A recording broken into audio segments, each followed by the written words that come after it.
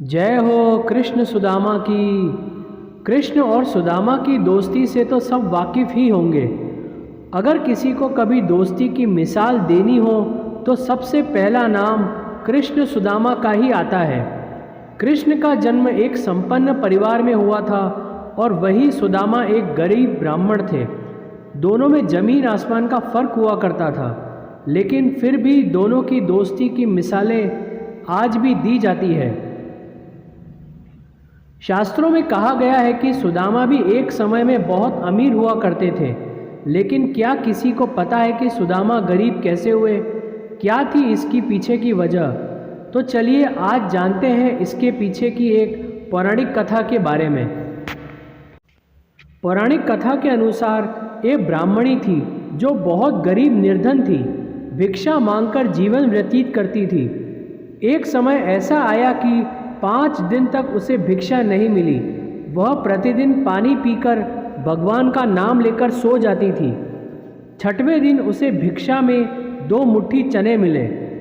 कुटिया पे पहुँचते पहुँचते रात हो गई। ब्राह्मणी ने सोचा अब ये चने रात में नहीं खाऊंगी, सुबह भगवान को भोग लगाकर फिर खाऊंगी।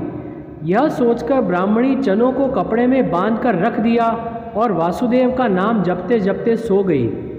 लेकिन कुछ समय बाद कुछ चोर चोरी करने के लिए उसकी कुटिया में आ गए।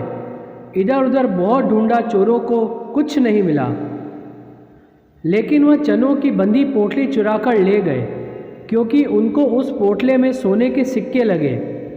इतने में ब्राह्मणी जाग गई और शोर मचाने लगी। गांव के सारे लोग चोरों को पकड़ने के लिए दौड़े। चोर वे पोटली लेकर भागे।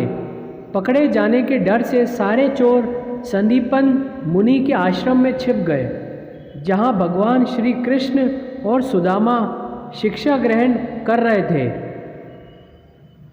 कुछ समय बाद चोर उस आश्रम से भई भाग गए, लेकिन वे चनों की पोटली वहीं पर भूल गए। इधर भूख से व्याकुल ब्राह्मणी ने श्राप दे दिया कि मुझ दीनहीन असहारा के जो भी चने खाएगा वह दरिद्र हो जाएगा। प्रातःकाल गुरु माता आश्रम में झाड़ू लगाने लगी और उसे वह चने की पोटली मिली। गुरु माता ने पोटली खोल के देखा तो उसमें चने थे। सुदामा और कृष्ण भगवान जंगल से लकड़ी लाने जा रहे थे, तो गुरु माता ने वह चने की पोटली सुदामा को दी और कहा, बेटा की भूख लगे तो खा लेना। सुदामा तो जन्मजात से ही ब्रह्म ज्ञानी थे। ज्यों ही चने की पोटली सुदामा ने अपने हाथ में ली, त्यों ही उन्हें सारा रहस्य मालूम हो गया।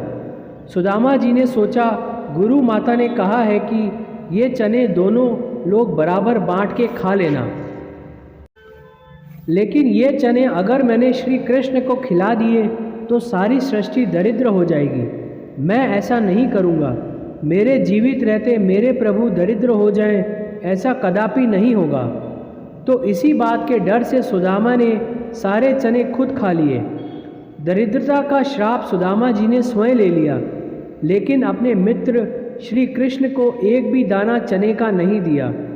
ऐसे निभाई सुदामा ने अपनी दोस्ती और खुद बन गए गरीब। जय हो कृष्ण सुदामा की।